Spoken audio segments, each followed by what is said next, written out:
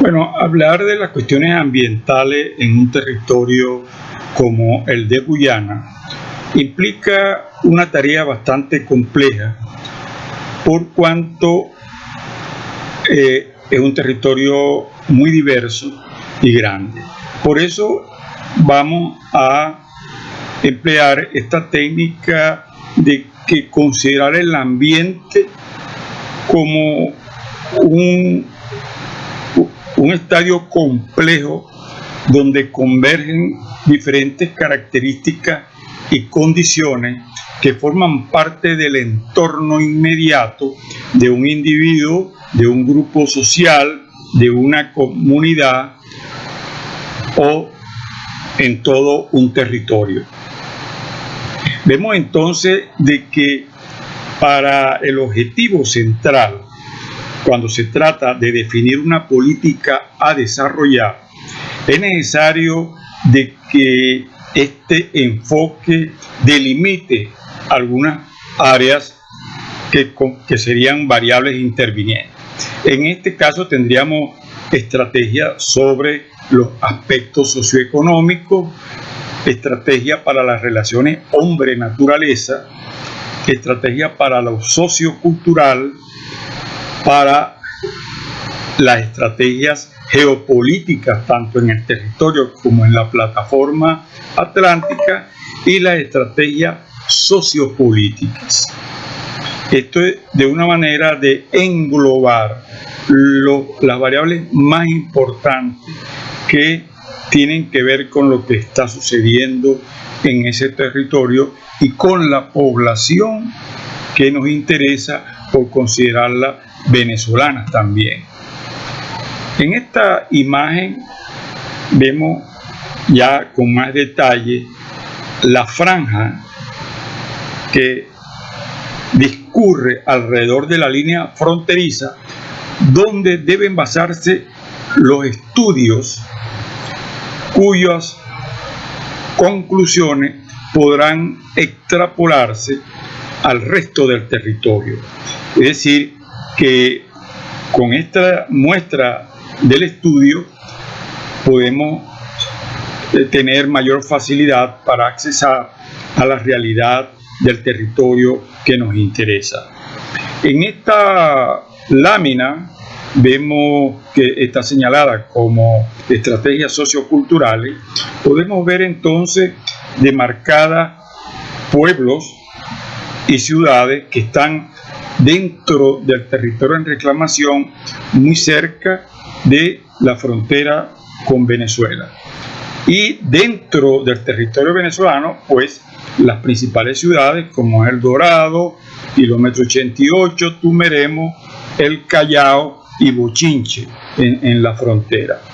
Esto es importante tomarlo en consideración por cuanto son las características que están en esa zona y que son representativas de lo que pasa en todo el territorio, que van a poder aproximarnos a la realidad de lo que sucede en todo ese magno territorio llamado Esequibo, ubicado al oeste del río que lleva ese nombre. Vemos nosotros una línea que cruza horizontalmente todo el territorio desde Venezuela hasta el río Esequibo, que es lo que demarca el río Uyuni. Geopolíticamente, ese territorio ubicado al norte del río debe tener una gran relevancia en la política del Estado venezolano. En él se desarrolla en todo el territorio los grupos étnicos afro-guyaneses, que reúnen el 26% del total. Es representado por descendientes de africanos que fueron esclavos traídos por los ingleses en esa zona. Están los indo-guyaneses, que son oleadas de migrantes posteriores que reúnen el 40% del total de la población y vemos que son mayoría. están los pueblos indígenas, que reúnen el 11% del total, y el restante 20% aproximadamente lo integran otros grupos mixtos de población. Por el lado de Venezuela vemos entonces que hay grupos campesinos, grupos de mineros, grupos indígenas y grupos mixtos agrupados en poblaciones que mixtas, pues, que conviven de una manera relativamente armónica si la comparamos como es la situación que viven los guyaneses. Ahora bien, entre estos grupos étnicos que están en Guyana existe un gran conflicto de discriminación.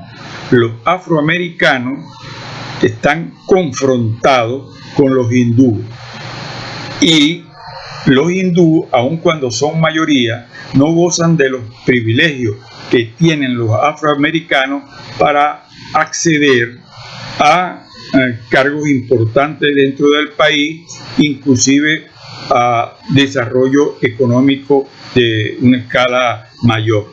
Estas diferencias étnicas limitan para el desarrollo integral del país. Esto se refleja desde el punto de vista sociocultural en las tendencias religiosas de la región. Ahí tenemos el islamismo, que reúne al 7.5% de la población, el hinduismo, que reúne el 29.5%, y el cristianismo, que aun cuando reúne al 57% de los creyentes, no representa un grupo sólido, como lo hace sí el hinduismo y el islamismo. Vemos acá que el cristianismo está dividido en todas las corrientes que normalmente forman parte de esa religión, y donde los pentecostales tienen el grupo mayor. El resto está distribuido en todas otras creencias, incluyendo los católicos, que solamente agrupan el 8.5%. Dentro de estas divisiones también hay la confrontación de discriminación, que no permiten ligar entre sí. Y este es un factor muy importante que Venezuela debe tomar en cuenta en el momento de diseñar una estrategia de acción que debe para gestionarla en el territorio que considera suyo. Vemos acá entonces que esta lámina representa la parte de las relaciones hombre-ambiente. Si tomamos en consideración lo que muestra la página, vemos que el territorio en reclamación forma parte del bioma amazónico, aunque no tanto de la cuenca amazónica. Tanto Guyana como Surinam y la Guayana Francesa, como el estado Bolívar y parte del territorio venezolano, forman parte de los trópicos húmedos, de la selva tropical lluviosa, de los bosques nublados y demás ecosistemas, sobre todo los cuerpos de agua que el territorio en reclamación tiene en abundancia. Hay diferentes maneras de apropiación de los recursos naturales en el territorio guyanés, que también son semejantes a la manera de cómo se apropian de esos recursos los pobladores del resto de Venezuela, en este caso del estado Bolívar. Vemos ahí la manera de apropiación de recursos de la economía minera, principalmente la minería de oro, con sus devastaciones y destrucción de suelo y bosque. Vemos también la apropiación de los recursos a través de métodos agrícolas y pecuarios desarrollados por diferentes grupos étnicos, tanto hindúes como afro-guyaneses y la apropiación de los recursos que realizan los pueblos indígenas, que son ya métodos mucho más tradicionales, pero sin embargo actualmente está incrementándose los monocultivos para comercializar, para participar en la economía regional y así obtener recursos para cubrir gastos que se están convirtiendo en necesarios para estas comunidades. Objetos industrializados, sobre todo elementos de metal, machete, hacha, etcétera, ropa y otros elementos industrializados que ya forman parte de la vida cotidiana. Estas son distintas maneras. Hay explotaciones de madera, explotaciones de ganado, hay siembras de arroz, etcétera, que ya forman parte de esa economía. Y por un lado también la explotación ya de bauxita, que sirve para la exportación.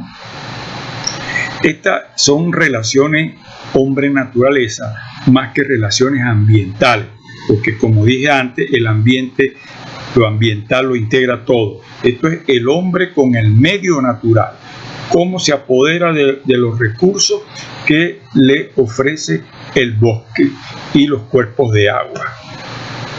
Desde el punto de vista socioeconómico está principalmente la economía minera a ambos lados de la frontera, sobre todo la economía de oro, aun cuando se exploten también minerales no metálicos, tanto como el diamante, como algunos tipos de roca que sirven para la construcción. Está también la economía indígena, que forma parte del monocultivo, la caza y la pesca como parte de la supervivencia diaria. Pero como dijimos, se está desarrollando los monocultivos de alguna especie que sirven para participar en el mercado y adquirir recursos de los cuales ya son dependientes. Ustedes ven aquí casas en una comunidad indígena, ya tienen luz eléctrica, ya usan materiales de construcción para reparación, usan ropa, etcétera, que hay necesidad de adquirirla en el mercado. Está también el comercio, que sirve para participar en un mercado, sobre todo con los productos agrícolas, tanto de una pequeña y mediana escala como la que pueden formar parte de una escala ya mayor, como sería el arroz, por supuesto. O por ejemplo, ¿no? Aquí tenemos algunos productos que son de producción mediana, que es para la dieta diaria de los que asisten al mercado, tanto los hindúes como los afrodescendientes y como los campesinos criollos que no forman parte de los grupos hindúes ni afroamericanos o afroguyaneses, me refiero. Desde el punto de vista de la estrategia sociopolítica, nosotros tenemos aquí unos elementos necesarios de tomar en consideración. En primer lugar, los grupos indígenas que existen en el territorio están volcados sobre la frontera venezolana. Inclusive parte de su territorio están dentro del territorio del Estado Bolívar y también emparentamientos consanguíneos, sobre todo los acahuayos, los grupos Pemón. Por el norte están los arawak, que se relacionan mucho con los guaraos del delta del Orinoco, y en el centro vemos a los caribes, los cariñas, que también forman parte de los mismos pueblos que están dentro del territorio venezolano. Inclusive ellos tienen comunidades a lo largo de la carretera El Dorado, kilómetro 88, donde desarrollan una vida normal de una comunidad indígena, con participación también en la explotación minera, pero con la modalidad propia de estos pueblos indígenas. Los partidos políticos que existen en Guyana actualmente también tienen el problema de la convocación de cada uno a sus votantes, basado más en asuntos de carácter racial, étnico, que asuntos ideológicos. Por ejemplo, los guyaneses forman parte de un partido político, Partido del Pueblo Progresista, y los que forman parte del Partido Popular del Congreso son generalmente afrodescendientes. Eso es necesario tomarlo en consideración, porque hay también una división política en este problema necesario de abordar.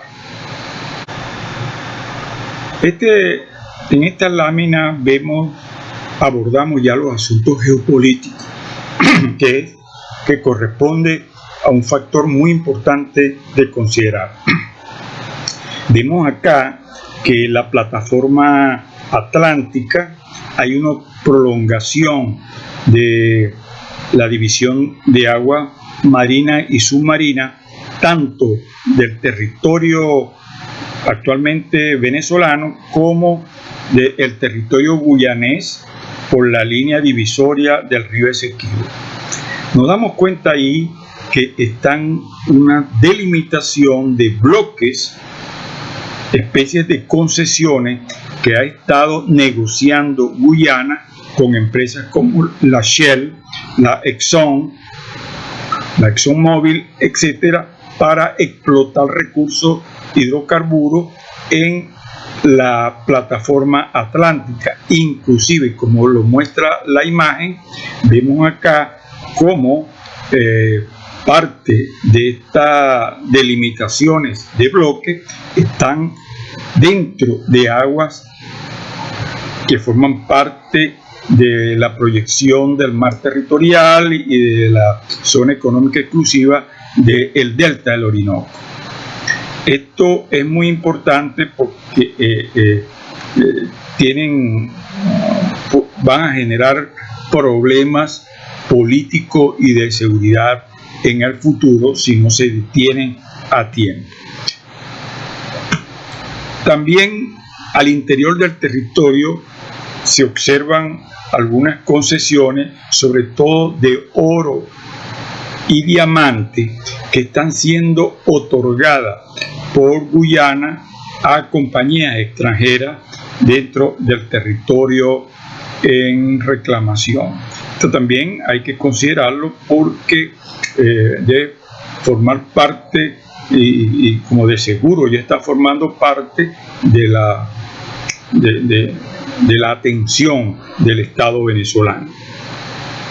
Si nosotros vemos esta imagen acá sobre la prolongación de la zona económica exclusiva, de nosotros, de Venezuela, no recuperar su territorio que llega hasta el río Esequibo, la prolongación de la línea limítrofe de aguas marinas y submarinas en el actual límite entre el delta y Guyana, y la proyección del sur de Trinidad y Tobago, pudiéramos tener acá una especie de embudo que limita la salida del delta del Orinoco hacia su zona económica exclusiva que le corresponde.